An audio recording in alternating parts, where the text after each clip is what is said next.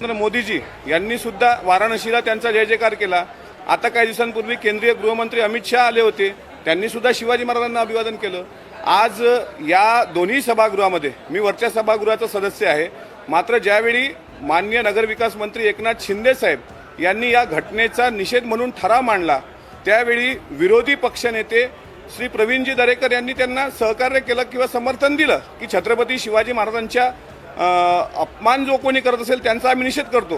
पण बसवराज बोमय्या हे जे कर्नाटकचे मुख्यमंत्री आहेत, त्यांनी जे काही वक्तव्य केलं की ही घटना फार आमच्या दृष्टीने लहान आहे, याचा निषेध मात्र भारतीय जनता पार्टीच्या कुठल्याही नेत्यांनी केला नाही। विरोधी पक्षनेते प्रवीणजी दरेकर यांनी सुद्धा साधं त्याबद्दल चकार शब्द सुद्धा काढला नाही।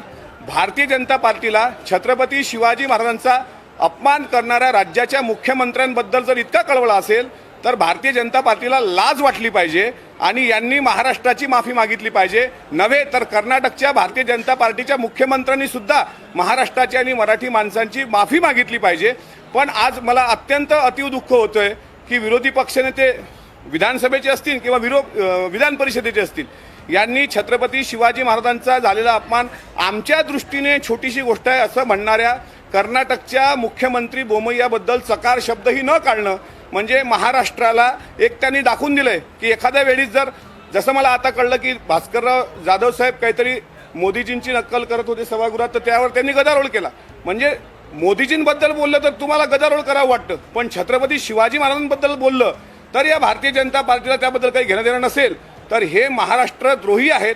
आणि तुम्हाला एवढंच सांगतो, यांना लाज वाटायला पाहिजे आणि भारतीय जनता पार्टीच्या महाराष्ट्रातल्या नेत्यांनी छत्रपती शिवाजी महाराजांच्या पुतळ्याची विटंबना केल्याबद्दल कर्नाटक सरकार विरुद्ध सुद्धा उद्या ताकदीनं निषेधाचा ठराव दिला पाहिजे, तरच त्यांनी शिवाजी महाराजांचं नाव घ्यावं। नाही तो चलो चले छत्रपती के साथ, शिवाजी महाराज का आशीर्वाद हे आता बेगडी धंदे भाजपवाल्यांनी बंद करावेत।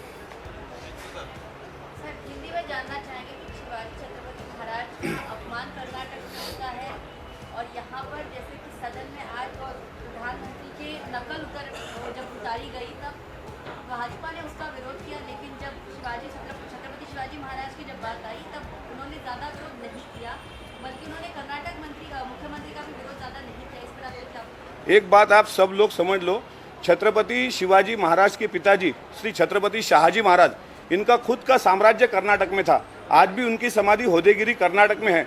कर्नाटक की कन्नड़ भाषा जीवित रहने के लिए काफ़ी प्रयास छत्रपति शाहजी महाराज ने भी किए थे, और उसके बाद छत्रपति शिवाजी महाराज ने भी जब कर्नाटक पे स्वारी की तब वहाँ पे आम किसानों को, आम लोगों को हाथ नहीं लगाया। लेकिन आप आज जब कभी भी छत्रपति शिवाजी की विडंबना होती है, कर्नाटक में छत्रपति शिवाजी महाराज की प्रतिमा का विडंबन हुआ, कुछ समाज कंटकों के माध्यम से हुआ, उस पर वहाँ के मुख्यमंत्री जो भारतीय जनता पार्टी से बिलोंग करते हैं वो कहते हैं कि ये छोटी छोटी बातें हैं। अगर भारतीय जनता पार्टी के नज़रिए में नरेंद्र मोदी जी के बारे में किसी ने नक्कल की तो उनका खून खवल जाता है या उन्हें देश का अपमान लगता है, तो छत्रपति शिवाजी महाराज के नरेंद्र मोदी जी से कम है। कल परसों चंद्रकांत दादा पाटिल ने भी यही कहा था कि छत्रपति शिवाजी महाराज ने हिंदुओं की वोट बैंक तैयार की।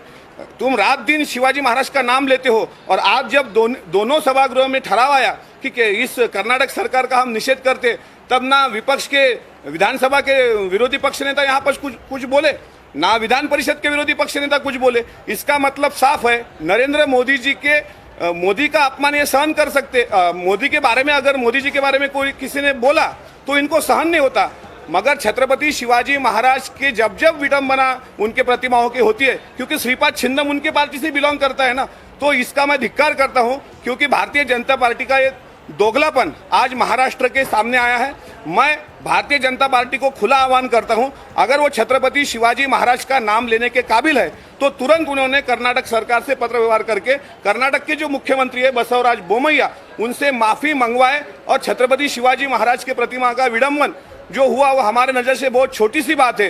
ये कहने वाले मुख्यमंत्री को महाराष्ट्र की भारतीय जनता पार्टी सवाल उठा सकती है क्या, बोल सकने की हिम्मत करती है क्या? अगर नहीं तो तुम चुल्लू पर पानी में डूब मरो। छत्रपति शिवाजी महाराज का अपमान अगर ये भारतीय जनता पार्टी करती होंगी तो ऐसे भारतीय जनता पार्टी का मैं शिवाजी महाराज का एक मावड़ा इस नाते धिक्कार करता हूं कि जो भारतीय जनता पार्टी छत्रपति शिवाजी महाराज के अपमान पर एक शब्द भी नहीं बोल सकती, उस भारतीय जनता पार्टी का मैं धिक्कार करता हूं।